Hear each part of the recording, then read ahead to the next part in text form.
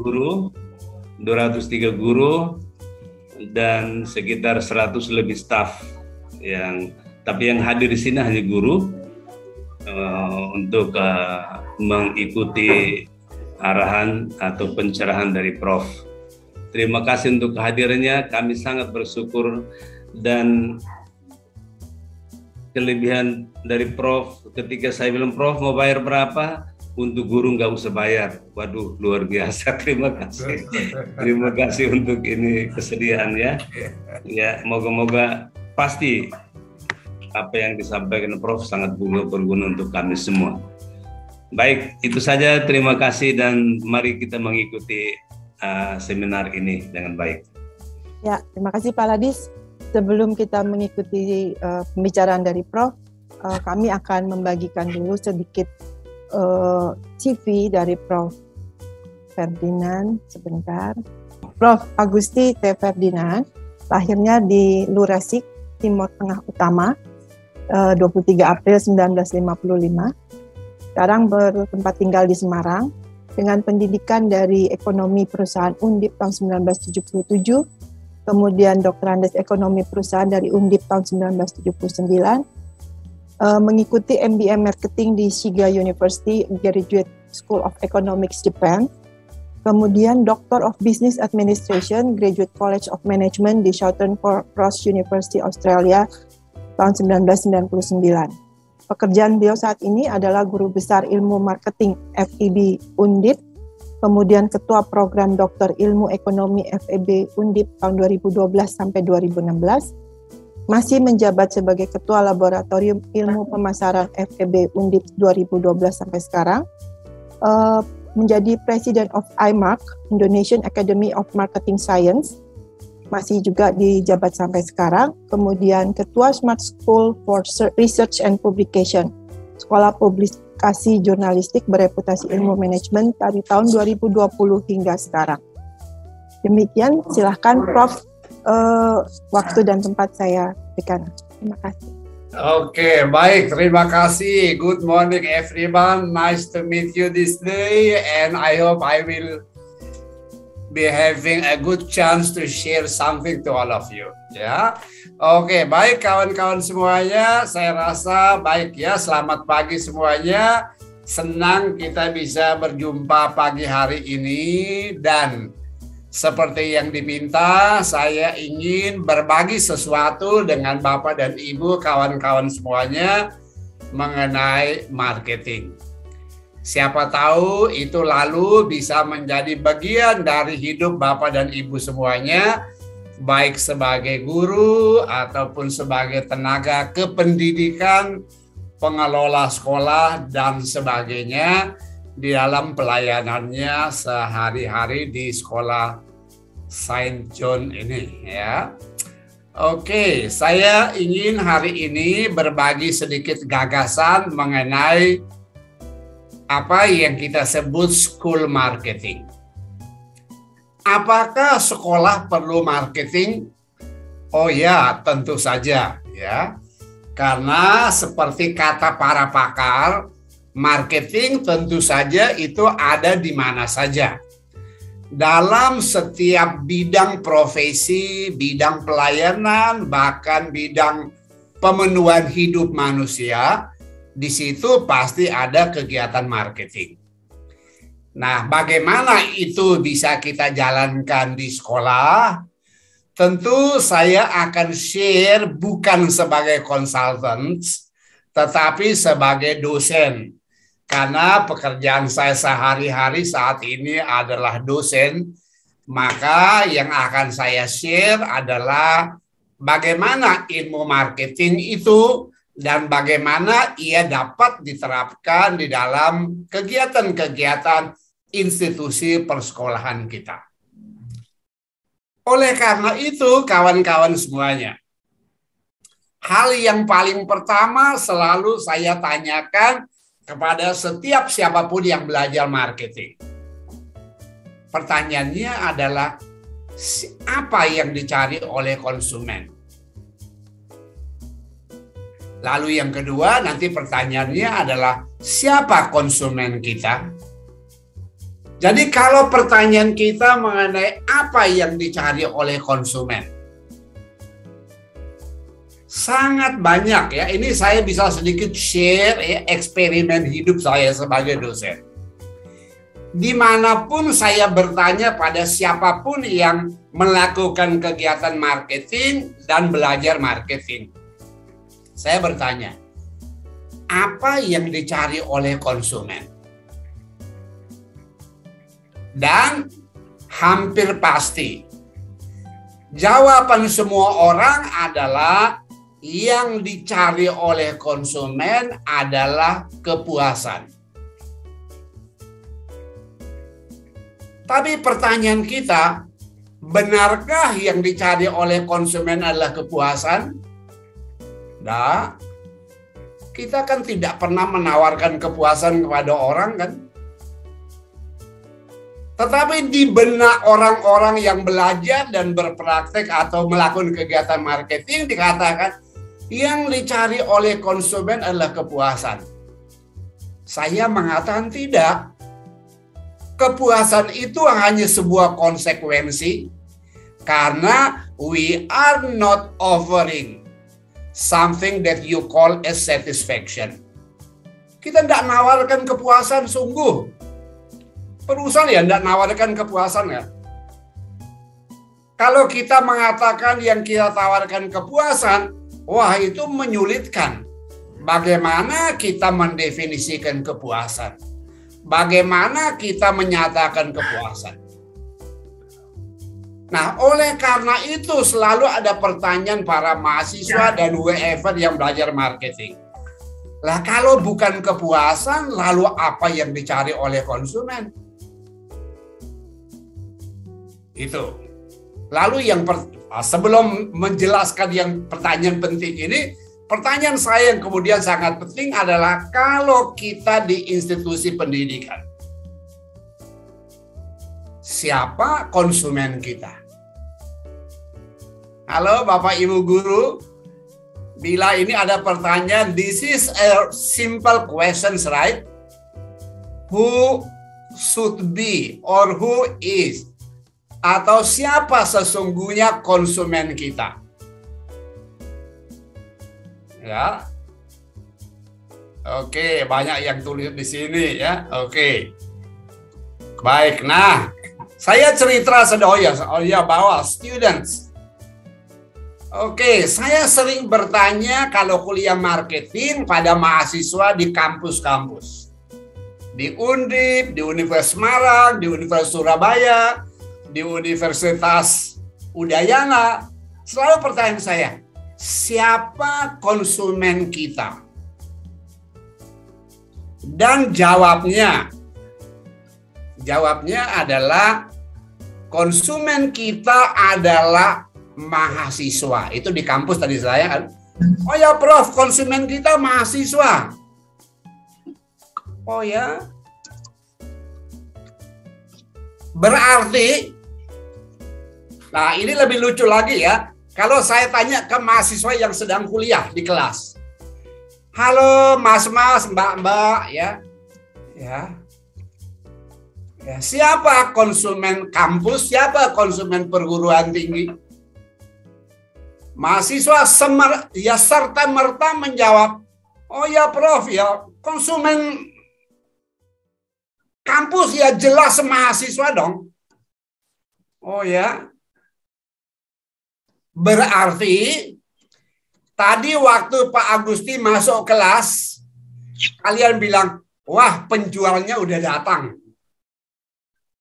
Ya kan? Bila kamu adalah konsumenmu, berarti tadi saya masuk kelas dari depan, kalian dalam hal bilang, wah penjualnya udah datang. Lalu saya bilang begini, kalau pikiran kalian seperti itu, kamu ini termasuk orang paling saru di dunia. Saru itu bahasa Jawa ya. Saru itu apa ya? Terus kamu itu adalah orang yang paling saru di dunia. Ya. Saru itu sesuatu yang memalukan. Karena apa? Saya bilang no. Ya. Kalian bukan konsumen saya. Karena kamu dan saya, kita adalah apa yang disebut dengan intellectual capital yang sedang dalam sebuah ongoing formation. Kita sedang dalam sebuah proses pengembangan yang tiada hentinya, dan we are involving dalam sebuah interaksi kita untuk apa? Untuk sama-sama berkembang. Jadi tentu kalian ya bukan konsumen saya, karena apa? Kalau kalian konsumen saya, maka ya kalian akan nuntut dari saya harus lulus, harus puas, harus apa, harus segala macam, dan kami tidur-tidur aja dah. Kalau konsumen kan gak ada tuntutan apa-apa. Masa konsumen disuruh ujian? Konsumen disuruh wajib hadir 14 minggu. Kalau tidak hadir cukup, kurang dari 75% tidak boleh ujian. Tidak kan? Nah, ini yang saya ingin bilang pada Bapak, Ibu, kawan-kawan semua. Kadangkala, to some extent, bagi sekelompok sekolah, bahkan sekelompok universitas, ya mahasiswa dipandang sebagai konsumen. Kalau di SMA berarti murid dipandang sebagai konsumen. Kalau itu terjadi, ya rusaklah. Saya rasa akan rusak medan pertandingan kita. Loh kok bisa? Nah, saya bilang pantasan. Ada di sebuah kampus. Ini kisah nyata. Saya mengajar di sebuah program pasca sarjana, dan saya lihat ada seorang bapak yang pejabat ini kok tidak pernah masuk di kelas saya ya. Lalu di akhir semester kan ada ujian. Untuk bapak yang tadi saya beri dia fail. Saya bilang enggak, dia tidak ada kuliah saya. Lalu datanglah suruhan dari kampus itu. Prof. Agusti, mohon maaf ya, ini bapak ini kok tidak ada nilainya. Ya. Padahal bapak ini kan ya kepala paling tinggi di sini lah, tidak ada lebih tinggi dari dia toh Pak. Oh ya. Tapi saya tidak pernah lihat dia di dalam kelas. Ya Prof, mohon tolong, saya bilang, enggak bakalan saya beri nilai. Dia enggak ada di kelas. Lah ini apa? Pikiran kampus seperti itu. Artinya apa? Apapun dilakukan karena dia memandang mahasiswa itu adalah konsumennya. Jadi konsumen tidur-tidur toh, ya nanti nilai kita antar. Kayak kita antar barang, ya pokoknya udah beli, udah nanti tinggal diantar. Bapak tidak usah repot-repot datang ke sini ke toko, nanti kami antarkan. Lah ini rusak. Jadi bukan filosofi sebenarnya. Pikiran bahwa konsumen adalah mahasiswa, siswa, murid. Saya rasa ini pikiran yang tidak bagus. Walaupun ada yang bilang, tapi kami kalau tanpa mahasiswa kan yang mati kampus kami, sekolah kami. Ya, tapi toh kita tidak bisa melanggar prinsip seperti itu. Dan ini yang saya katakan adalah apa? Semua kalau saya tanya, saya bilang kalian orang paling saru di dunia. Lalu saya bilang, saya tidak ngajar apa-apa Pak, daripada Bapak suruh saya buat seperti itu. Ini kesalahan kita. Karena itu, kawan-kawan semuanya, kita ingin belajar hari ini bagaimana kita mengelola pemasaran itu. Ya tentu kalau kita berpikiran benar, konsumen kita bukan mahasiswa. Bukan murid, pasti bukan. Karena apa? Murid itu adalah a part of. Bagian dari apa? Bagian dari proses kita yang kita sebut ongoing formation. Siapa yang ongoing formation? Dia itu adalah human capital. Siapa itu human capital? Human capital itu adalah semua mereka yang terlibat di dalam sebuah ongoing formation yang partisipatif. Artinya, they are the lecturers, pasti. as well as the students. Mahasiswa, murid, guru, mereka adalah intellectual capital yang ada di dalam ongoing formation. Ilmu marketing ini lalu dikenal dengan konsep yang disebut dengan apa? Value co-creation. Dan ini yang saya rasa menarik, penting untuk saya sharing, diskusi dengan Bapak dan Ibu, kawan-kawan semuanya.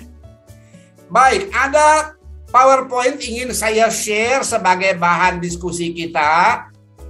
Nah, saya kembali pada apa yang tadi saya ingin sampaikan, yaitu pertanyaan mengenai siapa yang jadi konsumen kita, dan karena itu apa yang akan kita lakukan atau apa yang sebaiknya kita lakukan untuk mengembangkan pekerjaan yang biasanya kita sebut marketing, atau dalam hal ini kita sebut school marketing, ya, pemasaran sekolah.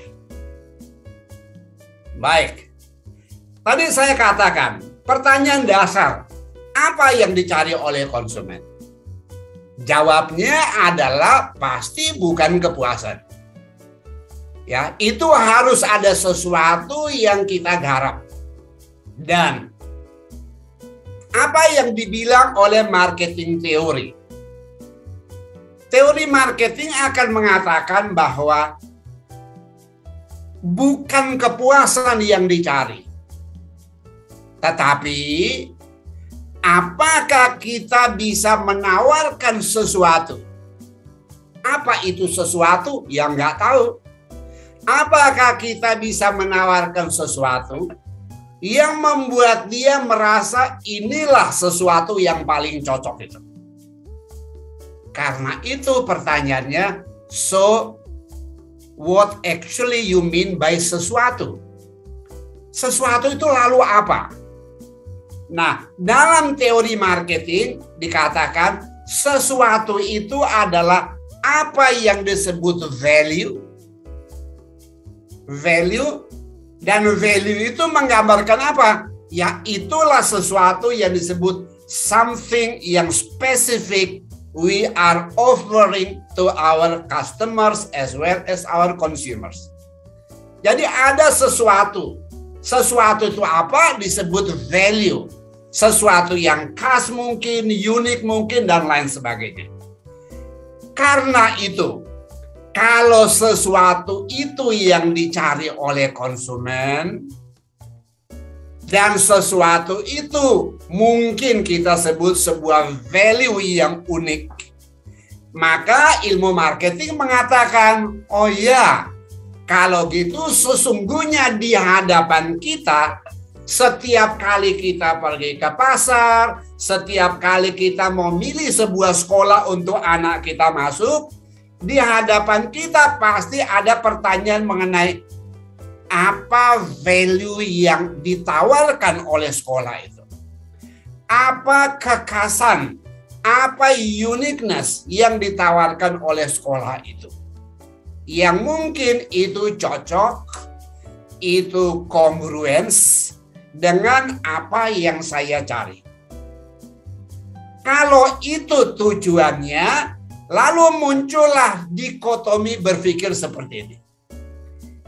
Apakah kita menawarkan something common, sesuatu yang dianggap ya biasa-biasa aja, tidak beda yang lain, atau yang kita berikan adalah sesuatu yang perceived as unique or specific?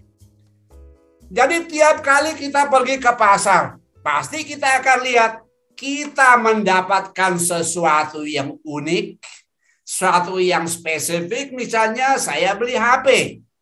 Apakah yang saya dapatkan sesuatu yang biasa-biasa saja, atau sesuatu yang orang nangkap sebagai sesuatu yang spesifik? Dan saya rasa hakikatnya manusia pasti dia akan mencari sesuatu yang spesifik. Kita tidak tahu mengapa, tetapi itulah hakikatnya. Yang namanya konsumen, ya, yang namanya konsumen selalu dia akan berupaya untuk apa? Mendapatkan sesuatu yang spesifik. Iya. Teman-teman bisa lihat ya. Saya sering beri contoh. Saya beri contoh kawan-kawan semuanya. Ibu-ibu ya. Salah satu tugas mulia dan natural dari ibu-ibu adalah melahirkan. Ya, melahirkan. Coba bayangkan. Pada saat ibu mau melahirkan, ada 3 pilihan untuk melahirkan. 1, pergi ke dukun beranak. Ya. Saya tidak tahu di Jakarta masih ada enggak dukun beranak ya. Ya, ibu saya itu dukun beranak dari saya masih kecil ya. Selalu membantu orang-orang di kampung itu melahirkan. Dia biasa disebut dukun bersalin, dukun beranak lah. Berobat kan, bukan berobat ya, melahirkan di dukun beranak. Wah ya murah sekali, nggak bayar. In term of money pasti free. Tapi kadang orang beri apa, telur lah, apalah, mungkin singkong 1 bakul, ya itu happy. Atau yang kedua, pergi ke puskesmas. Zaman sekarang, ya kalau mau melahirkan ke puskesmas, oke. Ada lagi BPJS, ya mungkin gratis. Tapi karena ingin beli ini ya udahlah, bayarnya kira-kira 100.000. Untuk 3 hari. Bayangkan ya, 3 nights dan 4 days ya, hanya 100.000 rupiah. Tapi ada lagi pilihan yang lain ke Bunda Maternity Hospitals. Rumah sakit bersalin Bunda. Atau tidak tahu apalah, di Jakarta pasti ada banyak rumah-rumah bersalin seperti itu. Sama 3 malam, 4 hari, kita harus membayar sekitar berapa? 20 juta mungkin, 25 juta, 30 juta. Pertanyaan saya pada bapak dan ibu atau ibu-ibu terutama. Kalau ibu punya uang, ibu dan suami punya uang, mertua ya punya uang, ibu bapak kandung punya uang, ada 3 pilihan tadi. Mau melahirkan ke dukun beranak, ke puskes dukun beranak gratis, ke puskesmas bayar 100.000 kira-kira, atau ke rumah sakit Bunda habis 25 juta. Kalau punya uang akan milih yang mana ibu-ibu semuanya? Atau bapak-bapak yang milih kan? Kalau punya uang akan pilih yang mana bapak ibu? Ya rumah sakit Bunda. Kalau bapak-bapak sih tergantung dari mana keuangannya Pak. Nah tadi asumsinya punya uang kan? Asumsinya ibu punya uang, bapak punya uang, mertua punya uang, lalu bapak ibu kandung punya uang. Dari 3 pilihan itu almost all jawabannya adalah pilih Bunda Maternity Hospital. Why? Kok tidak ke puskesmas? Tidak ke dukun beranak, sama anaknya lahir sehat, ibu bapak gembira, kakek nenek senang, semua itu jelas ini. Tetapi mereka tidak lakukan itu. Mereka memilih yang tadi rumah sakit Bunda. Jadi kalau kita bertanya mengapa terjadi itu, mesti jawabannya karena di sini. Wah kayaknya kalau melahirkan di Bunda, wah spesifik sekali. Ya. Nah ini sama juga Bapak Ibu seperti saya contohkan sekolah. Ya, saya ambil satu contoh simpel sekolah di Semarang. Sekolah paling rendah yaitu Taman Kanak-Kanak. Kalau kita tanya Taman Kanak-Kanak itu sekolah apa ya? Simple. Datang, bertemu ibu guru, salaman, selamat pagi ibu guru, salim. Lalu suruh atur barangnya di loker yang disediakan. Oke, diajari sembayang dikit. Lalu main-main, keluar naik pelorotan. Lalu ada bekal, kumpul bekal, ayo diajak makan, cara makan seperti apa, cuci dan sebagainya, lalu oke. Selesai. Kan cuma itu kan? Ya. Nah, tetapi Sekarang di hadapan kita yang mau milih TK, ada 3 pilihan. 1, tetangga di rumahnya, dia ada 1 kamar kosong, bukan kamar, gerasinya kosong, dilebarkan, dibuat jadi sebuah TK kecil. Sekolah, wah gratis lah, murah sekali. Mungkin sebulan 50.000, tapi kalau belum ada uang ya gratis. Lalu yang kedua, pilihan yang kedua adalah dia pergi kemana? Wah, itu di kota ada TK terkenal. Di kota Semarang contohnya saya bilang ada TK terkenal. Namanya TK Isriati di Masjid Baitur Rahman. Isriati itu nama Ibu Munadi, istri Gubernur Jawa Tengah yang dulu menciptakan 10 program PKK. Sekarang lagi di kota ada TK terkenal namanya TK Al-Asyar. Keren. Namanya udah jaminan ya, dia beri branding dengan bahasa Arab, nama sekolah seperti itu Al-Asyar. Ya sama dengan di Jakarta ini Saint John, kira-kira nama itu. Wah, lihat nama udah beda. Tadi di kampung sebelah rumahku namanya TK Purbasari. Yang agak sedikit tua namanya Al-Asyar, namanya Isriati. Lebih tua, lebih keren lagi namanya apa? Namanya Al-Asyar. Ya. Lalu dari situ pilihannya. Orang akan pilih kemana kalau punya anak dan punya uang? Pertanyaan ini pun selalu jawabannya adalah apa? Ya Prof, kalau punya uang ya pergi ke Al-Asyar lah, namanya kan keren. Ya. Masa nama sekolahnya Purbasari, waduh namanya aja udah tidak keren. Tempat sekolahnya juga hanya bekas gerasi. Loh tapi TK kan cuma itu kan kerjaannya. Jadi kita katakan kawan-kawan semua, there is something perceived as common, tapi yang lain perceived as specific, unique, dan that is the value. Jadi kalau ditanya value itu apa? Ya nggak tahu. Apa itu value? Kita nggak tahu persis. Tapi sesuatu yang akan diperceive oleh pikiran kita, kita mengatakan, wah iya nanti kalau yang itu keren lah, itu beda dibandingkan dengan yang di situ. Nah kalau seperti itu, lalu marketing mengatakan, be aware. Setiap kali kita mengembangkan strategi marketing kita, setiap kali we are acting as a real marketer, so keep in mind, you are selling something perceived as common or common item or perceived by your customer as well your consumer as something specific, something unique, pokoknya sesuatu yang beda lah.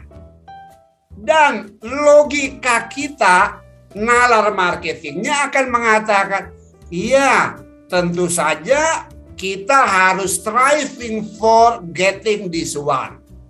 Kalau kita ada di sebelah ini, mungkin disitulah kita bisa mencapai sesuatu yang bernilai lebih. Dan kalau itu diformulasi dalam strategi marketing, maka yang pertama biasanya disebut product and services atau produk dan layanan. Yang kita jual apa? Produk, sesuatu yang kita bilang tangible product, atau sesuatu yang intangible seperti educational services, educational value, learning value, dan lain sebagainya. Kan ini yang kita tawarkan, yang kita jualkan. Nah, tinggal pertanyaannya adalah, yakinkah kita bahwa kita telah membentuk produk kita masih pada level komoditas, walaupun kita ada di sebuah gedung yang bagus. Mungkin aja yang kita jual adalah yang sebelah ini atau yang sebelah sana. Karena itu kita bilang, bila yang kita jual adalah sebelah ini, maka kita akan mengatakan what we are selling is just a common item or commodity. Barang yang biasa-biasa saja. Kalau ditanya apa nilai lebihnya, ya kurang lebih samalah. Kalau udah mulai bilang more or less, wah udah kira-kira demikian. Ataukah kita nawarkan yang sebelah ini, yang disebut differentiated item, atau that is a real product. Jadi ini ada di sini. Jadi yang ada di pasar, Bapak dan Ibu, itu berarti semua layanan kita.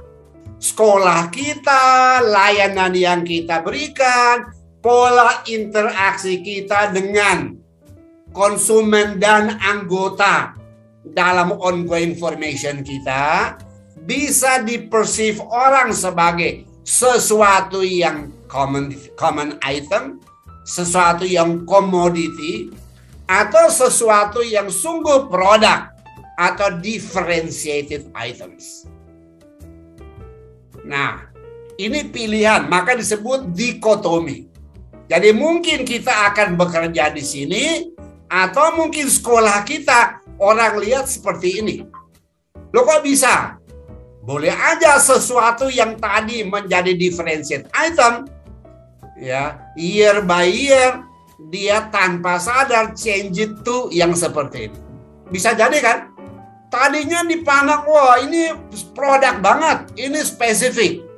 Tetapi karena kita tidak banyak mengembangkan sesuatu, lalu orang mengatakan, ya nggak beda banget sih dengan yang lain-lain.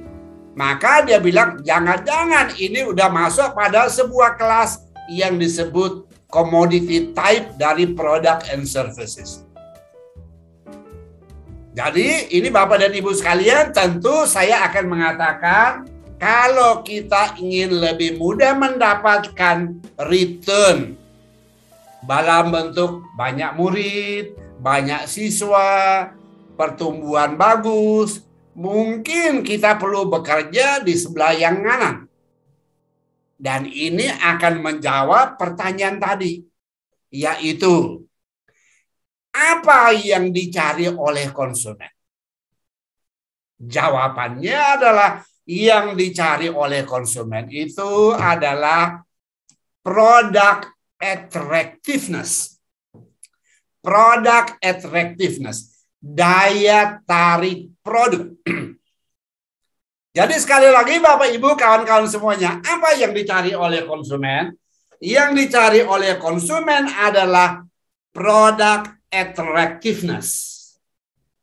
Kalau begitu, pertanyaan kita yang paling kunci nanti adalah apakah produk-produk yang kita tawarkan masih memiliki attractiveness yang tinggi?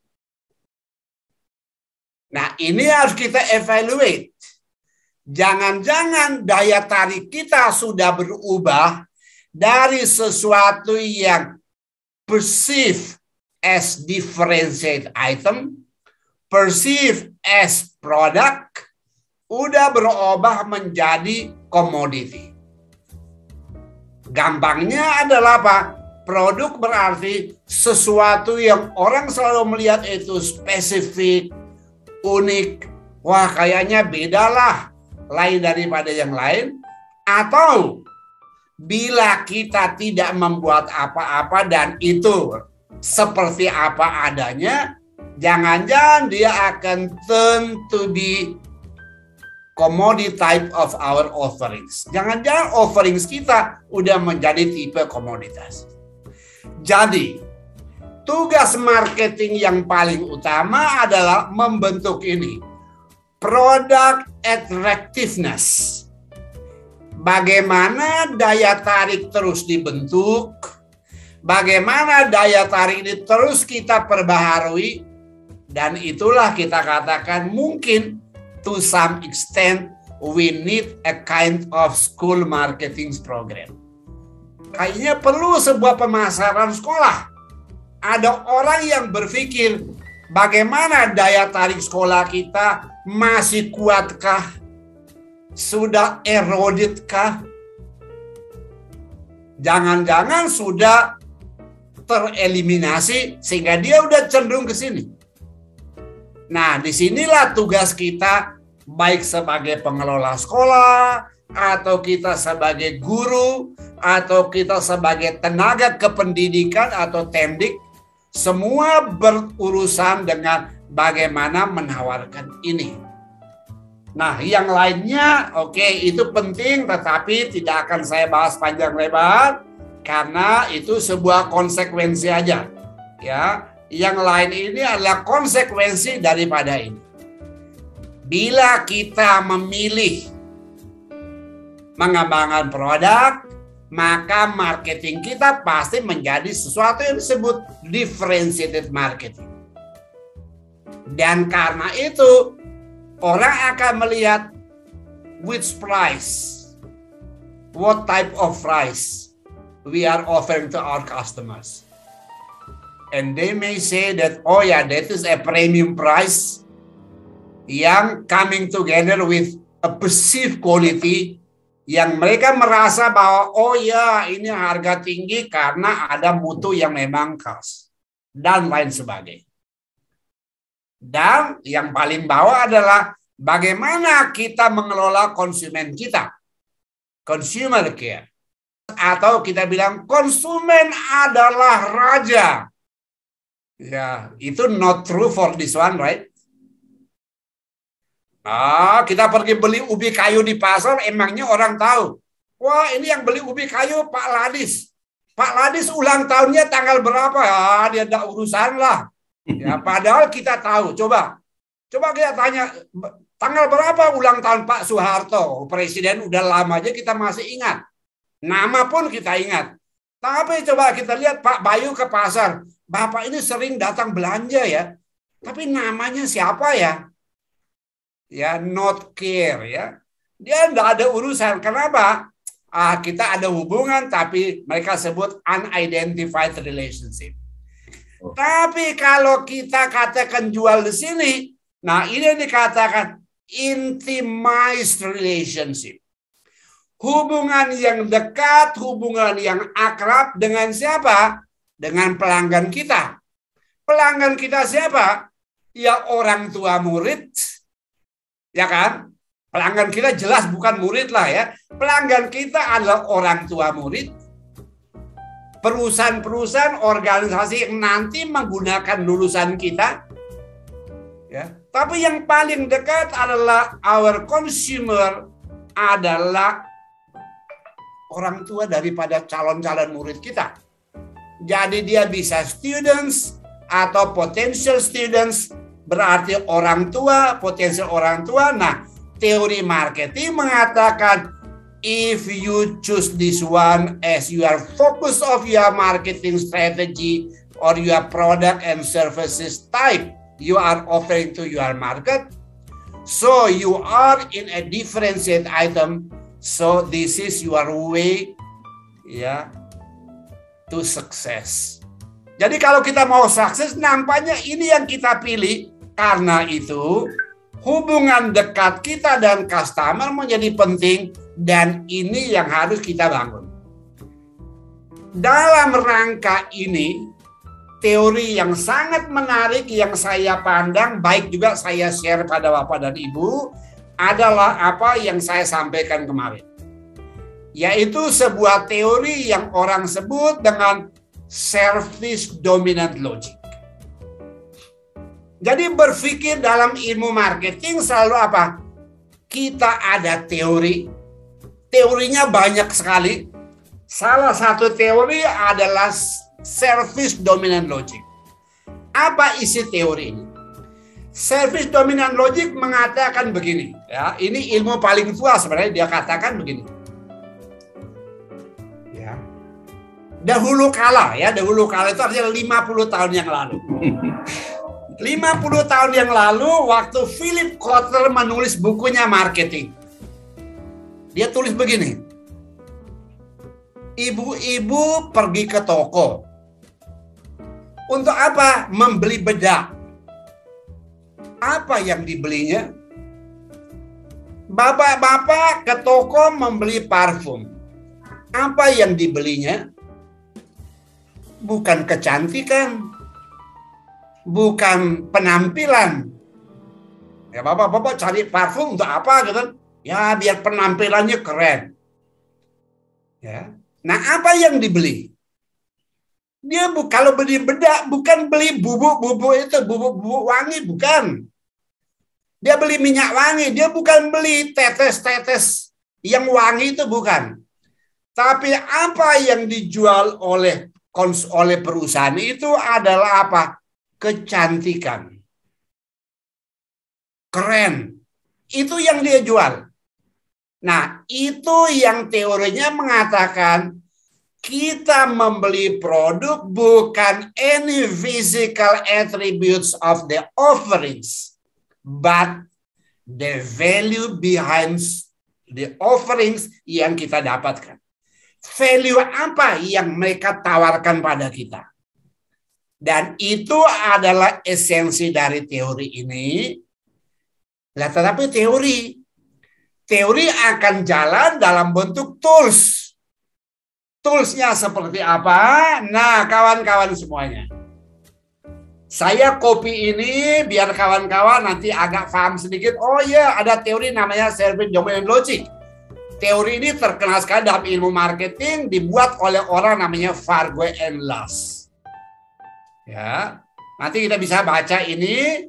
Tapi nanti kalau kita lihat turunan bahasan ini, lalu Farquhar and Lass mengatakan begitu.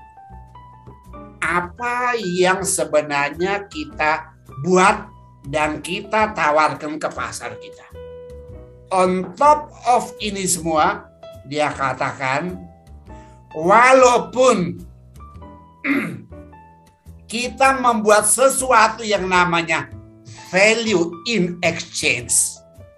Walaupun kita membuat sesuatu supaya waktu kita jual laku.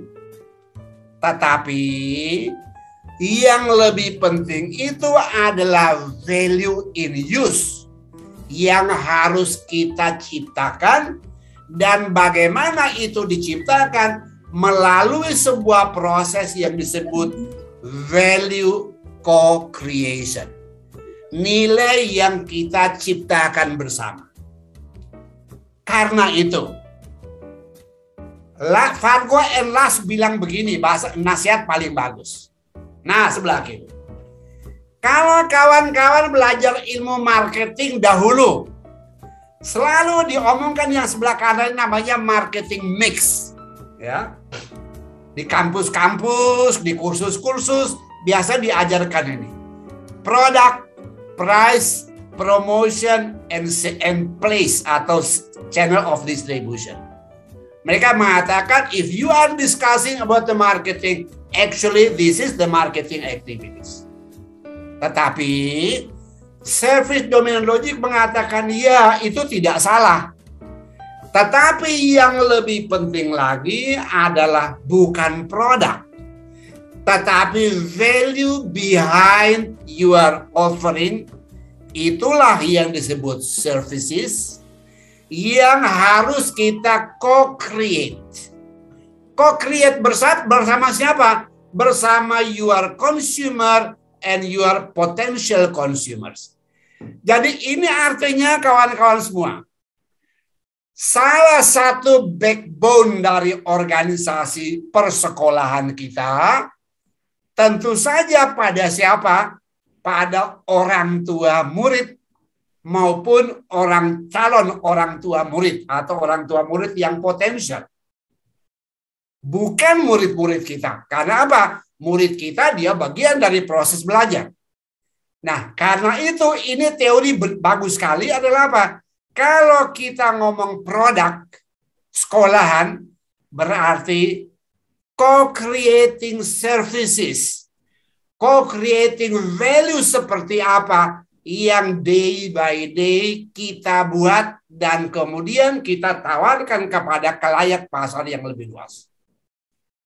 Kalau ini isunya, mari kita diskusi sedikit, Bapak dan Ibu semuanya.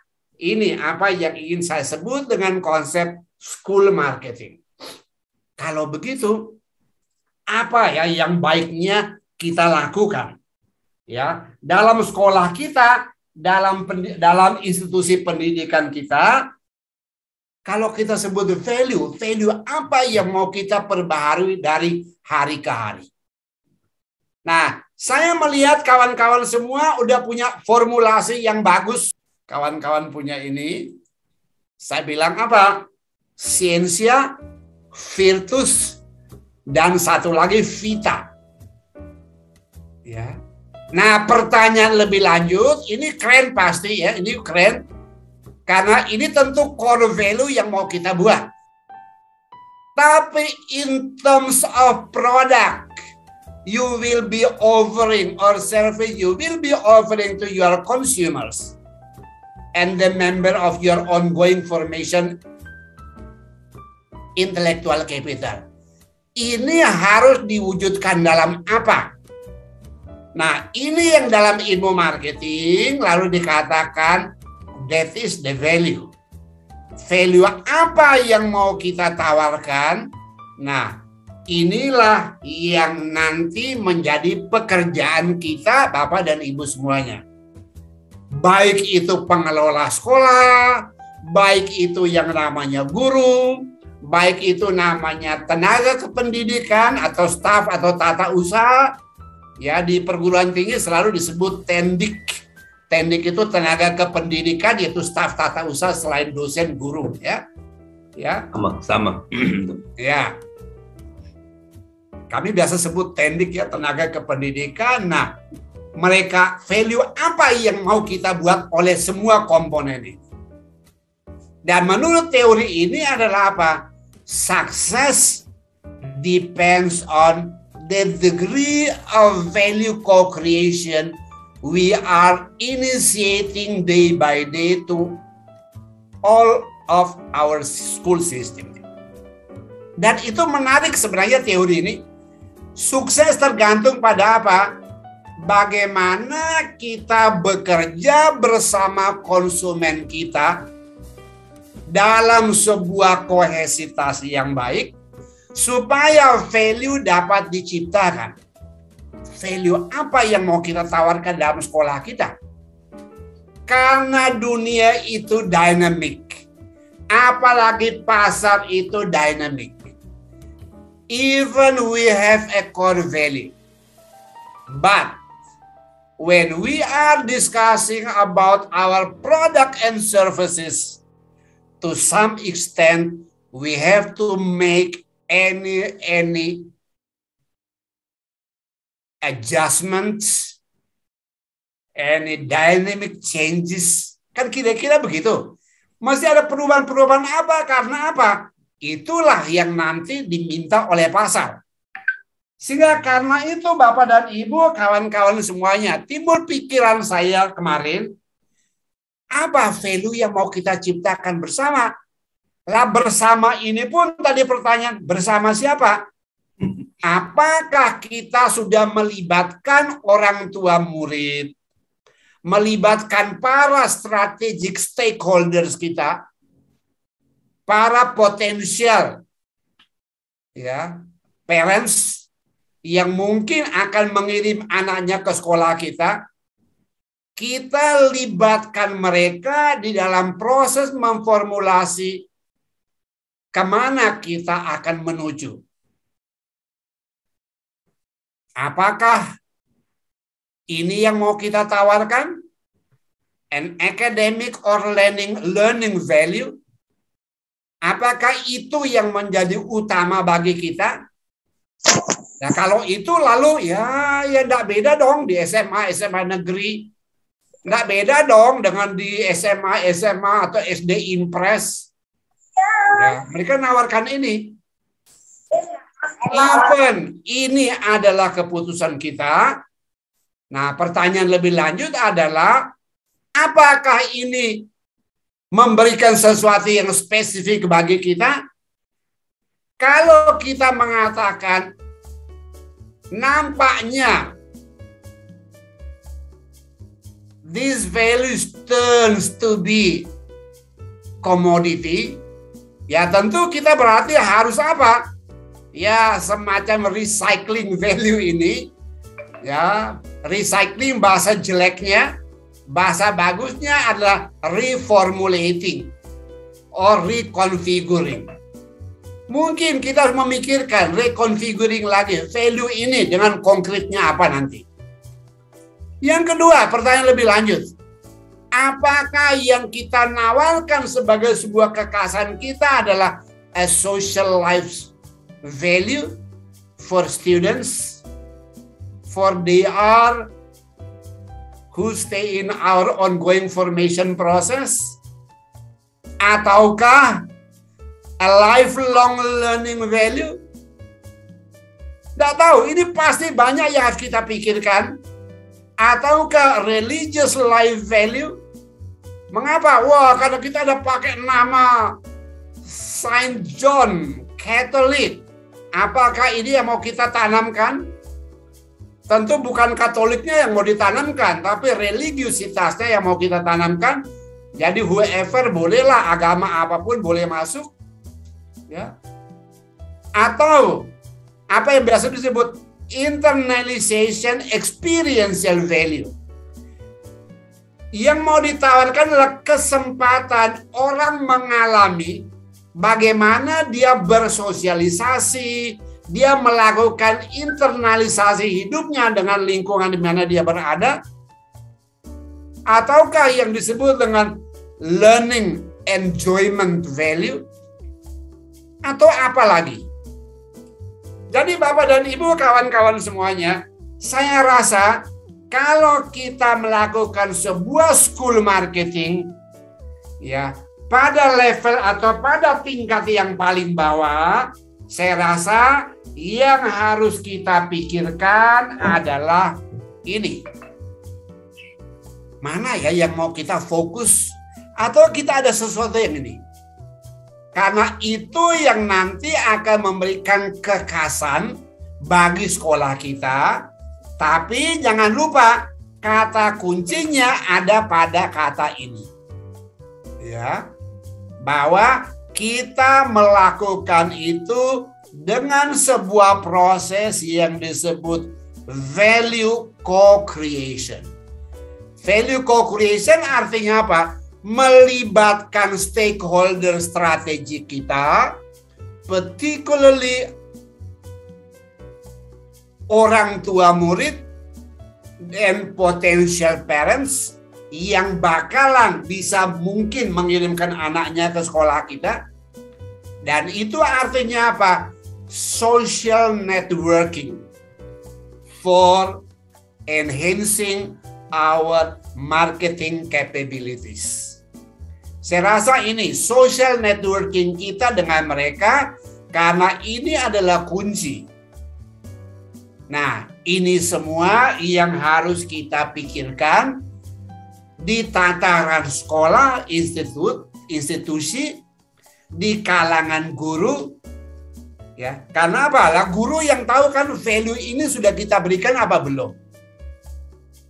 Jangan-jangan yang kita berikan ini sesuatu yang udah sama dengan 20 tahun yang lalu. Saya rasa Bapak dan Ibu bisa dengar ya pidato Menteri Pendidikan mengenai universitas, sering saya tulis di Facebook saya.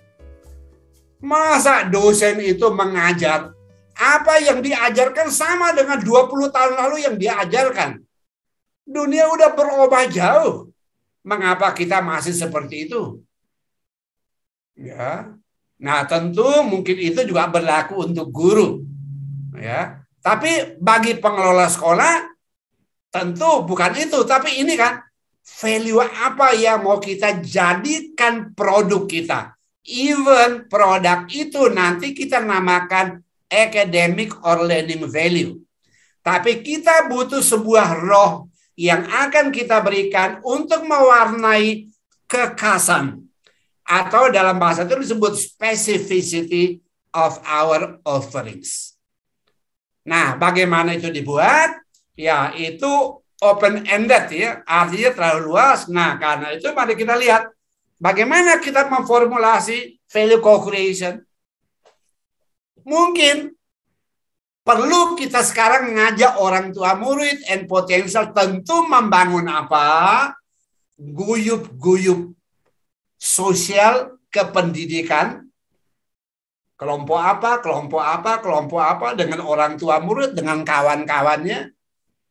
Sebuah lingkungan yang enjoying agar orang mau datang ikut merumuskan dan membentuk value apa yang akan kita jual di sekolah-sekolah Saint John ini. Apakah value yang kita berikan still relevant? Atau kita harus membuat adjustment karena perubahan-perubahan dalam market dynamic yang terjadi begitu besar. Mungkin harus ini. Dulu mungkin murid kita banyak. Wah, sekarang ada kekurangan. So, kita pikirkan kembali. Kalau gitu, value apa yang cocok dan yang menjadi school attractiveness. Yang tadi di teori tadi adalah PA, ya, product attractiveness. Apakah yang kita berikan masih menarik? Ataukah dia harus dipikirkan kembali? Yang kedua adalah apa? Nah, ini sekolah Saint John ya, menurut konsep teori ini, tadi saya ceritakan, I'm not in a position as a consultant, but as a lecturer, just sharing ideas in marketing theory and practices. Tetapi kita bisa mikirkan kembali ini.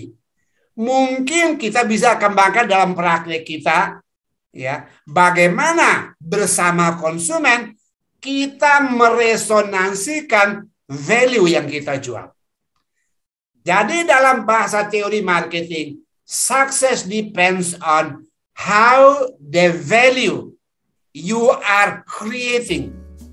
Whether you are creating by yourself or you are initiating incisively a value co-creation process.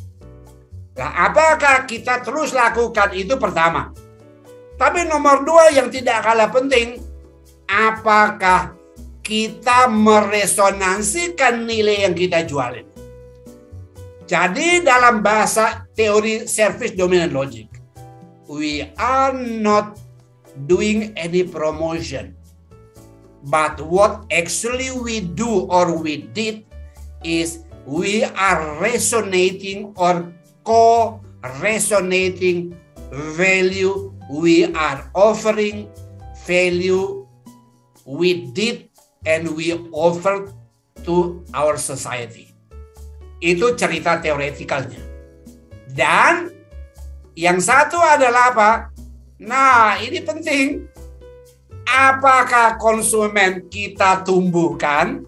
Apakah bersama konsumen value itu kita tumbuhkan dan kita perbaharui agar ia terus bisa dijual? Dan siapa yang melakukan ini? Ya bukan hanya pengelola ya, of course tentu saja pengelola penting, tapi terutama kita yang ada di mesin produksi. Siapa itu mesin production? Production engineer itu siapa? Ya kita lecturers. Bapak Ibu sebagai guru, kayak saya sebagai dosen, kita yang memproses ini. Ya, sampai apakah ini masih menarik atau tidak? Wah, kalau tidak menarik kita robah. Kita robah dan seterusnya. Ya. Dan itu salah satu cara sekarang, wah semua guru udah punya YouTube. Wah, ada bahan pelajaran YouTube. Kawan-kawan bisa masuk di YouTube. Kalau saya di universitas banyak untuk melatih dosen-dosen meneliti pada jurnal bereputasi, bisa lihat YouTube saya itu semuanya mengenai penelitian ilmu manajemen, ilmu marketing. Karena apa? Mungkin pasar sudah menuntut seperti itu. Ya. Dan itulah yang harus kita rumuskan di sini bersama siapa? Nah, ini kata kuncinya bersama konsumen. Karena mereka lah yang nanti sesungguhnya membutuhkan produk kita. Hasilnya, konsekuensinya, Dia akan mengatakan, wah kami satisfied. Atau dia bilang, wah ini biasa-biasa aja ya, boring lah sekolah di situ kan. Ya, bila boring mulai keluar, berarti kita mulai berpikir lagi. Ya, kita harus membuat sesuatu atau kita melakukan apa yang disebut reconfiguring. Ya, mungkin di sini. Nah, kalau gitu Bapak dan Ibu semua, ya, walaupun 3 kata yang di sini ini kayaknya hal yang sepele-sepele, tetapi ilmu marketing dalam value co-creation saya mengatakan apa? Kalau kita mau mengembangkan produk-produk sekolah kita, of course number 1, identify your school's niche. Ada yang baca nice, tapi ada baca niche. Siapa sebenarnya yang kita bidik? Saya rasa kalau sekolah St. John tentu tidak bidik anak-anak Lurasik lah. Anak-anak Hautias, wah itu far from. Ya. Tapi kita lihat niche kita siapa, ceruk pasar kita siapa. Karena disitulah co-creation value itu kita mulai. Bagaimana branding kita? Imaging yang kita miliki udah kuat apa belum? Yang ketiga adalah communicate melalui apa? Through high quality and unique content. Ini bahasa teorinya Bapak Ibu kawan-kawan, mungkin relevan, mungkin tidak. Nah, saya ingin mengatakan kalau begitu. Ya. Menjual tanda petik sebuah sekolah tidak sekedar sebuah brand. Oh ya salah ya. Tidak sekedar sebuah brand. But more than that adalah sebuah unique entity. Nah, ini yang mungkin perlu kita pikirkan. Whether or not the St. John School is still considered as a unique entity or as a kind of commodity. Ya kan? Kalau kita udah mulai berubah menjadi komoditas, saya rasa kita mulai berpikir, wah di manakah unique entity kita harus kita mulai kembali. Nah, karena itu Bapak Ibu kawan-kawan semua. Ini pertanyaan dasar, kalau kita sebagai marketer, guru adalah marketer utama. So, apa yang kita butuhkan, kita lakukan? Dalam bahasa ilmu marketing, kita mengatakan, guru menjual kepada orang tua dan potential parents sebagai apa? Dia adalah enabler. Orang yang bisa membuat anaknya tadi tidak bisa menjadi bisa.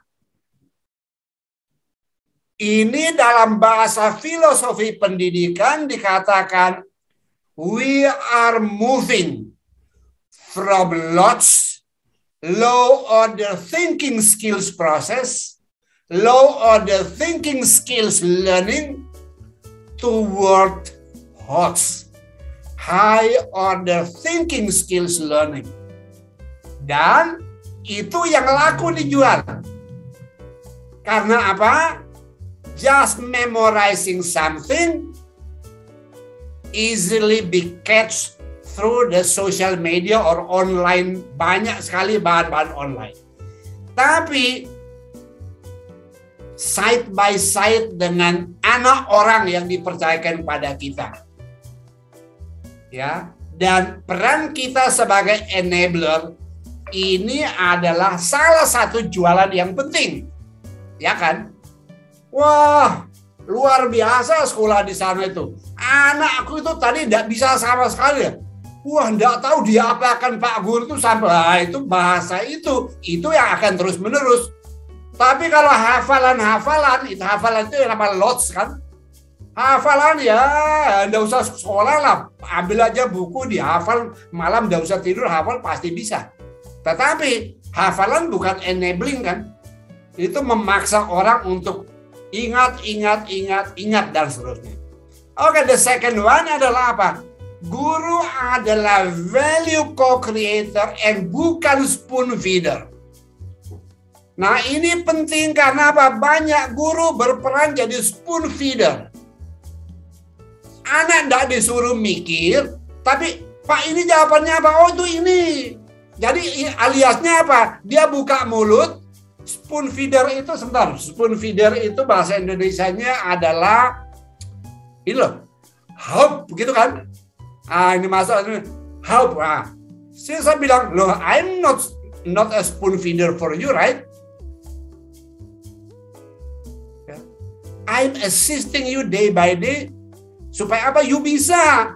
Makanya saya enabler tadi itu, bukan saya mau spoon ini. Lah, itu yang kita katakan value co-creator. Lah, itu kekasan, itu dikatakan bila kita memarketingkan sebuah sekolah, apakah guru memang diingat orang sebagai orang yang ikut membuat anak itu jadi hebat? Nah, itu namanya value co-creator kan? Wah, value-nya apa? Terserah. Value-nya adalah sebuah mathematical learning value. Nah, apakah saya mendampingi dia sampai anak itu bisa menciptakan sesuatu, bisa membuat sesuatu, bisa berpikir out of the box, even matematika secara rumus? Lah, itu yang akan tinggal di memori konsumen kita dalam jangka panjang dan itu sukses kita. Dan yang ketiga adalah apa? Guru sebagai sumber value resonance if these two well done. Ya gitu kan? Kalau dua di atas ini kita lakukan dengan baik, maka guru selalu menjadi sumber value resonance. Gema-gema sekolah itu sumbernya dari mana? Kita yang jadi guru pasti. Mengapa ada orang contohnya wah saya mau masuk universitas itu, di laboratorium itu, karena saya mau belajar itu adanya di Harvard, itu ada di Melbourne University, itu ada di Southern Cross University, karena dia tahu ada seseorang behind the process dan actually he is the marketers. Karena apa? Ya, gema sekolah kan datang dari guru-guru ini kan. Karena itu Bapak Ibu guru, peran kita pasti sangat penting kan. Wah, tanpa ini ya susah lah. Jadi bagaimana kita membangun diri kita, semuanya menjadi terus lebih baik. Lah kita bilang, kalau ini terjadi, maka the last one kita bilang, ya. Kita mengatakan, not merely a value in exchange, but on top of that is value in use. Nilai yang orang gunakan untuk hidupnya, yang dia rasakan sungguh karena dia terlibat di dalam sekolah St. John's dan lain sebagainya lah. Dengan masuk dalam St. John's lalu dia mengatakan, oh ya, kami merasa ini, karena ada value in use. Saya selalu merasa, oh ya, mengapa saya bisa jadi seperti sekarang? Karena saya punya background sekolah yang sangat bagus. Saya dulu sekolah di Seminari Santa Maria Immaculata di Dalian. Dan saya ingat, a value in use yang saya dapat waktu itu yang membantu saya sehingga saya bilang, kalau saya ada di sana, ya anak saya akan saya sekolahkan di situ. Kan itu yang sebenarnya harus kita buat untuk semua sekolah kita. Dan ini gerakan seperti ini saya rasa semua sekolah mulai memikirkan itu kan. Bagaimana value kita buat melalui penggeraknya adalah yang namanya guru. Nah, tidak kalah penting adalah ini ya. Ini kawan-kawan semuanya tenaga akademik ini semua. Nah, kalau kita tanya siapa lagi? Ya tentu value in use ini dimainkan juga oleh semua staf akademik kita, staf non akademik kita. Karena they are the service quality co-creator. Dan ini ada formulasi yang bagus. Oh, sebentar. Ya, ada formulasi yang sangat bagus di sini. Sorry ya, sebentar. Susunannya saya rubah sedikit. Nah, ini susunan yang tepat ya. Oke. Jadi ini kawan-kawan ingin saya sampaikan pada kawan-kawan semuanya. Satu, menjual sekolah itu artinya apa? Satu, tangible dari sekolah kita. Appearance, wah ini kalau lihat gambar di belakang Pak Ladis ya, wah ya keren ini gedungnya ya kayak gitu ya, tangibility-nya oke. Appearance of physical facilities, appearance of service personnel, pegawai-pegawainya tampilannya seperti apa ya, itu seperti ya, termasuk kita guru-guru tampilan seperti apa, appearance of tools or equipment used to provide service. Lalu istilahnya TERA ya, TERA service quality, empathy, listening to customer needs, care about customer needs, ya, mempermudah apapun, seperti halnya kalau kita yang datang dan dilayani oleh sistem ini. Reliability, ya, kehandalan yang kita janjikan, ya itu yang kita berikan, ya. Ya, accuracy in billing or record keeping. Oke, responsiveness, ketanggapan, providing prompt service. Kadang saya sebut promptness. Wah, semuanya bagus, tepat waktu, readiness to service. Ya. Oh ya, ini promptness and helpfulness and assurance. Yakinkan orang bahwa aman sekolah di sini karena kami memiliki kompetensi yang baik. Kami memiliki perhatian yang baik. Cukup kredibel, aman, tidak ada masalah. Nah, rangkaian pekerjaan ini yang oleh para Suraman and Berry diformulasi bahwa bila kita ingin menjadi back office marketing support yang strategik for whatever product or services you are offering, including school, saya rasa, maka mari gunakan pendekatan TERA. Tentu ini untuk semua kita, teristimewa tendik yang ada di belakang sekolah, di belakang ruang kelas, yang sesungguhnya mereka adalah supporter utama. Oleh karena itu kawan-kawan semuanya, kami rasa mungkin sebuah insight. Sebuah sekolah harus menjadi apa? Sebuah value hub. Sebuah ya kayak stop kontak itu ya, sebuah penampung nilai atau sebuah tumpuan nilai di mana ada enjoyment waktu kita belajar, ya, atau yang learning enjoyment value hub, ya, titik simpul kita di situ. Kata tepatnya apa ya, hub itu ya? Apa Bapak Ibu hub? Hub itu kayak kita buat kumpul colok listrik satu balok kan namanya hub ya.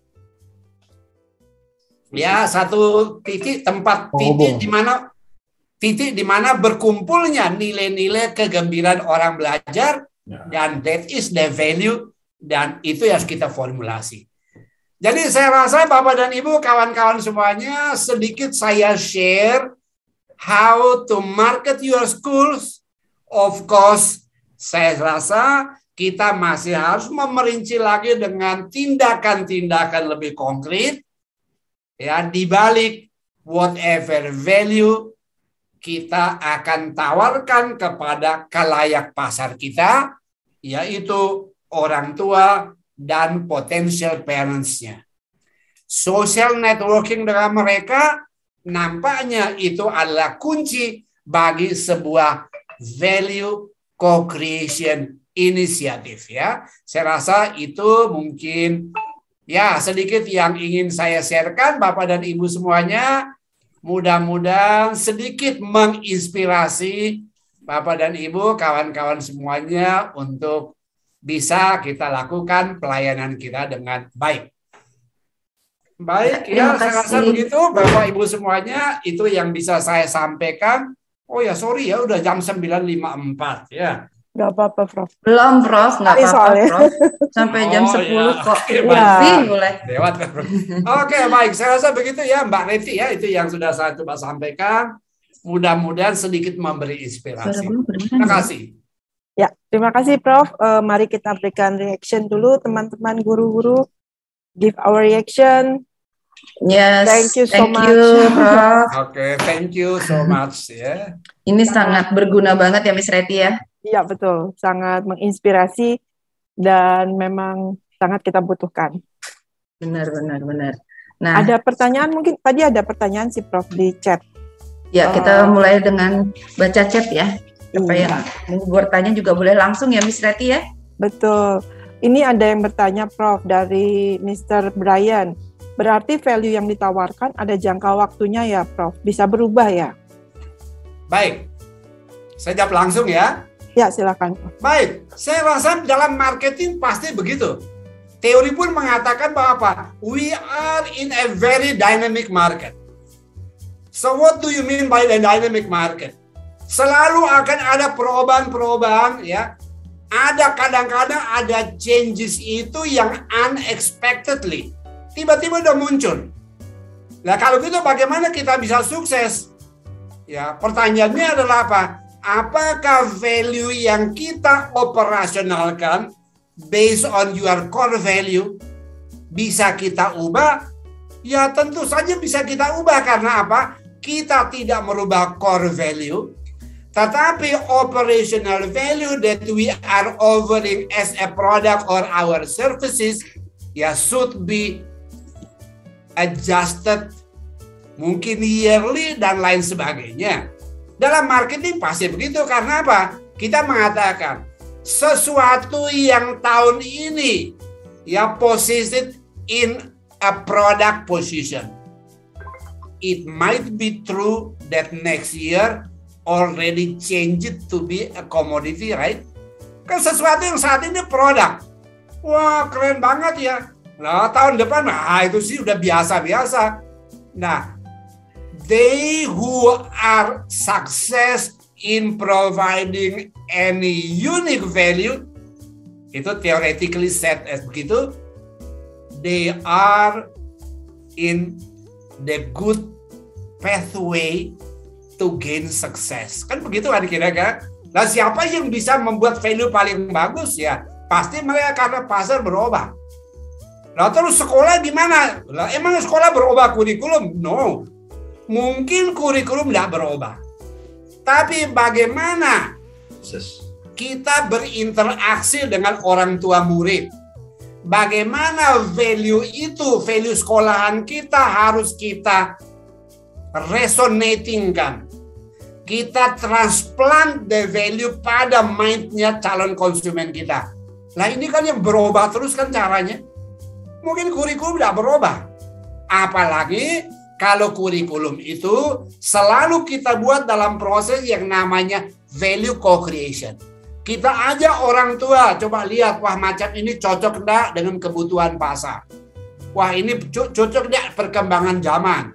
Wah ini cocok enggak dengan kebutuhan kalau anak-anak ini besok mau sekolah ke Eropa atau lanjut ke Amerika. Apakah ini masih fit dengan kondisi? Nah, kalau mereka mengatakan mungkin kita coba, oke, lalu kita bangun tim supaya kita ubah dan seterusnya.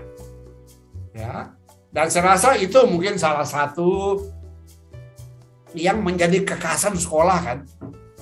Ya, nah maka orang mengatakan kalau sebuah value tetap aja tidak pernah ada perubahan, apa yang kita tawarkan biasa, jangan-jangan kita akan ditinggalkan oleh konsumen kita. Kecuali oleh mereka yang sangat-sangat loyal atau yang disebut dengan primordial loyalist. Kecuali ada yang primordial loyalist kan, wah pokoknya saya karena kami sama-sama orang sini ya sekolahnya ini aja lah, mau apa enggak apa-apa. Nah tapi itu kan ya sudah sedikit sekali kan. Kan harus ada sesuatu yang kita katakan kita attributing to our product and service. kita atribut apa lagi ya, kita buat apa lagi ya, apa lagi ya. Nah, pertanyaannya siapa yang tahu ini? Jawabnya ada guru dong. Nah, guru kan interaksi dengan murid, interaksi kadang dengan orang tua. Jadi pasti tahu. Nah, karena itu dikatakan ya orang guru itu pun salah satu marketer yang harus kita manfaatkan dan mungkin dia menjadi salah satu ya solusi yang baik untuk marketing kita ya. Begitu ya, saya bisa coba komentari itu. Ya, terima kasih Prof. Ini ada pertanyaan yang mau disampaikan langsung oleh Pak Mr. Ignas. Mr. Ignas, silahkan Mr. Ignas. Baik, terima kasih Mistika. Selamat pagi Prof. Terima kasih buat inspirasinya hari ini. Baik. Saya sebagai guru sekaligus orang tua murid sangat setuju dengan apa yang disampaikan Prof. Tapi ada satu pertanyaan yang agak mengganjal, dua sebenarnya. Yang pertama itu soal istilah human capital.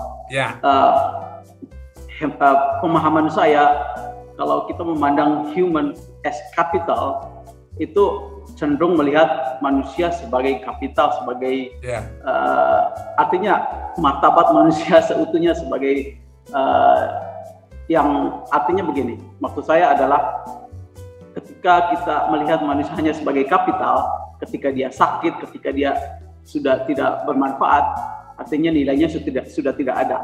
Itu kan mereduksi manusia, kan mereduksi nilai manusianya. Tapi kalau kita melihat manusia sebagai human resource, sebagai sumber, entah sumber pengetahuan, sumber apa saja, nah itu justru makanya di setiap institusi kan ada namanya HRD, human resource. Nah, apa bedanya kedua istilah itu, Prof? Itu yang menjadi pertanyaan saya. Baik. Nah, itu yang pertama. Yang kedua, saya juga setuju kalau guru itu sebagai marketer utama, karena memang dari perbincangan dengan orang tua murid itu dengan stakeholder juga kita menemukan bahwa yang dicari orang tua pertama adalah gurunya itu baik atau tidak, kompeten atau tidak, dan sekolah pun tentu saja punya tanggung jawab yang besar untuk merekrut guru-guru yang berkualitas, berkompeten di sini berarti ya, Prof. Nah, yang menjadi pertanyaan saya ada kaitannya itu, apakah sekolah perlu secara rutin melakukan survei atau meminta atau mencari feedback dari orang tua tingkat kepuasan mereka terhadap performance guru? Apakah perlu diadakan secara rutin seperti itu? Ya. Itu aja Prof. Terima kasih. Oke, baik. Terima kasih ya Pak Ignatius Tula ya. Saya coba share sedikit. Tadi yang pertama ya, intellectual capital. Ya, ini istilah ini kurang bagus lah gitu ya. Kurang bagus. Oke, baik. Apa yang ingin saya katakan ya? Nah, ini mari kita berpikir rada filosofis ya. Mari kita lihat. Apa yang kita sebut capital? Capital is a portfolio of professional competence and social competence. Bahwa itu nanti bisa dipakai untuk value added proses, ya that's okay. Maka saya suka mengatakan, ya itu intellectual capital. Karena mereka itu adalah portofolio, kumpulan dari kompetensi-kompetensi, professional kompetensi, academic competence misalnya, dan tidak kalah penting adalah social competence. Tapi siapa mereka? Mereka itu adalah murid dan guru kan? Untuk tidak mengatakan murid adalah konsumen. Ya murid tidak konsumen lah. Mereka itu kita sedang bangun mereka untuk menjadi portofolio atau hub ya. Hub dari kompetensi-kompetensi itu. Nah, dalam rangka itu bagus juga itu disebut saja sebagai sebuah resources. That's okay. Dan itu dalam teori kadang disebut apa? Strategic resource. Dia adalah sumber daya yang strategik. Mengapa? Karena dia adalah portofolio dari segala macam kompetensi tadi ya. Itu. Jadi tidak apa-apa seperti itu ya. Oke, itu yang pertama. Lalu yang kedua, perlukah kita survei mengenai kepuasan pada guru? Ya perlu. Tetapi mungkin lebih baik adalah apa? Kita melihat guru dari sudut apa?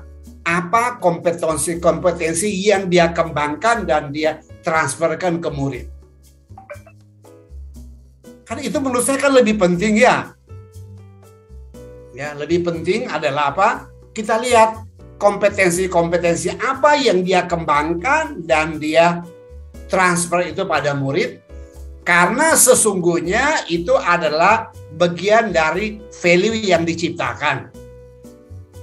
Ciptakan mungkin bersama orang tua murid boleh, bersama rekan guru boleh, bersama pimpinan sekolah boleh, atau yang kita katakan co-creation itu adalah bersama strategic stakeholders kita.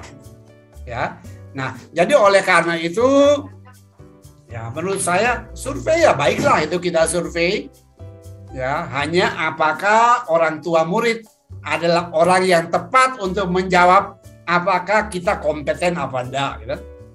Kalau bertanya mengenai social competence mungkin ya bisa ya orang tua murid ya. Bisa, oh dia bagus pendekatannya baik, pendekatannya menarik, ini bagus, ini cukup enabling orang. Ya, dia enabling sungguh. Dia adalah co-creator bukan spoon feeder. Mungkin. Tetapi sekolah menilai dari apa yang dikembangkan, mungkin juga itu adalah hal lebih baik ya. Jadi saya rasa begitu ya Pak Ignatius ya, boleh kita mau survei ya boleh ya. Walaupun dari orang tua ya paling-paling sosial kompetensi ya. Ya, sosial kompetensi pasti bisa baik apa enggak. Tapi kalau guru sadar bahwa he is an enabler. He is not a spoon feeder. Lah otomatis kan kita mengembangkan sesuatu kan sehingga kita menarik. Karena teori marketingnya tadi bilang apa? Apa yang dicari oleh konsumen adalah produk or service attractiveness. Lah daya tariknya dari mana ya? Kita guru-guru dong yang buat kan. Lah bukannya daya tarik orang belajar termasuk kita guru yang buat.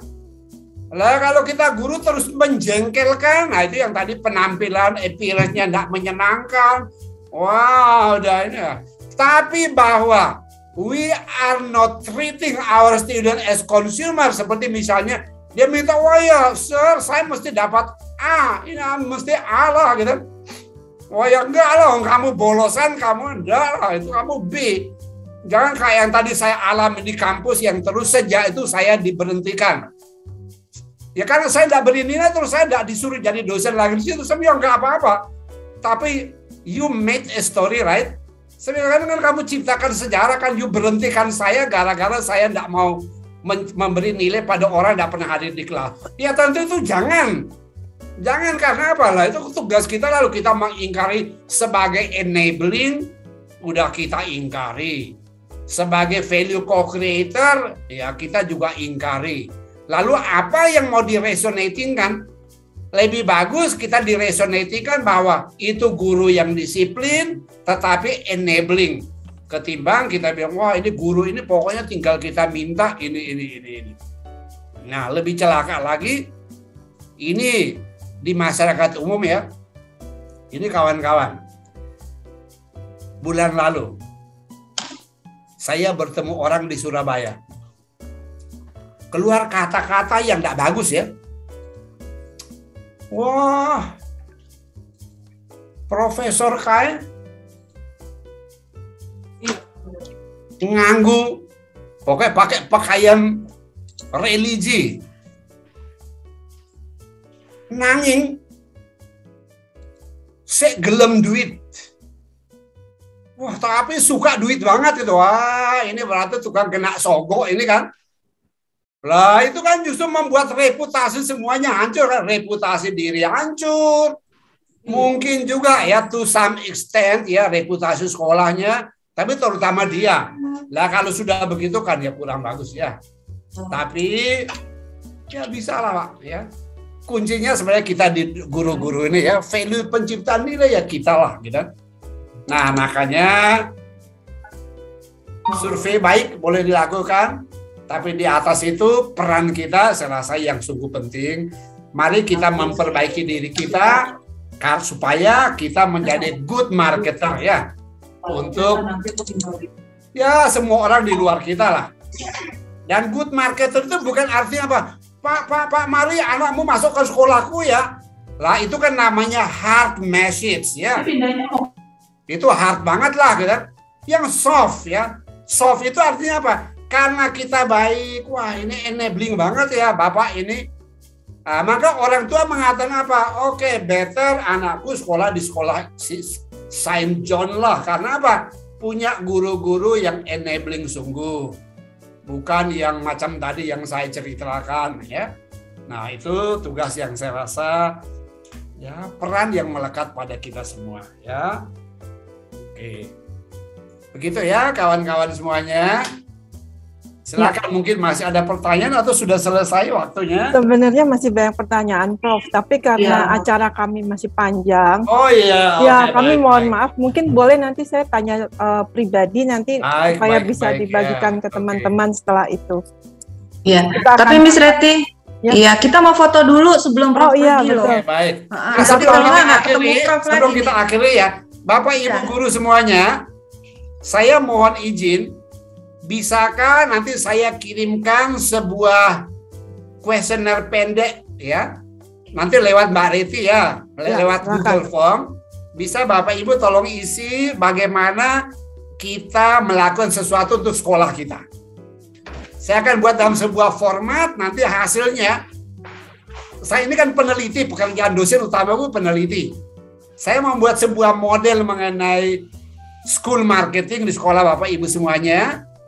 Nanti Bapak Ibu tolong isi data, nanti hasilnya akan saya report lagi ke Pak Ladislaus ya. Oke, terima kasih Prof. Iya.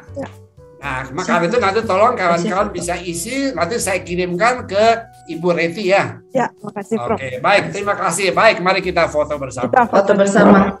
Jangan ada yang chat dulu ya Bapak, Mr. Mrs. Oke. Ada 8 lembar. 1, 2, 3 lembar pertama. Oke. Lembar kedua 1, 2, 3. Lembar ketiga 1, 2, 3. Lembar keempat 1, 2, 3. Lembar kelima 1, 2, 3. Lembar ke-6 1, 2, 3. Lembar ke-7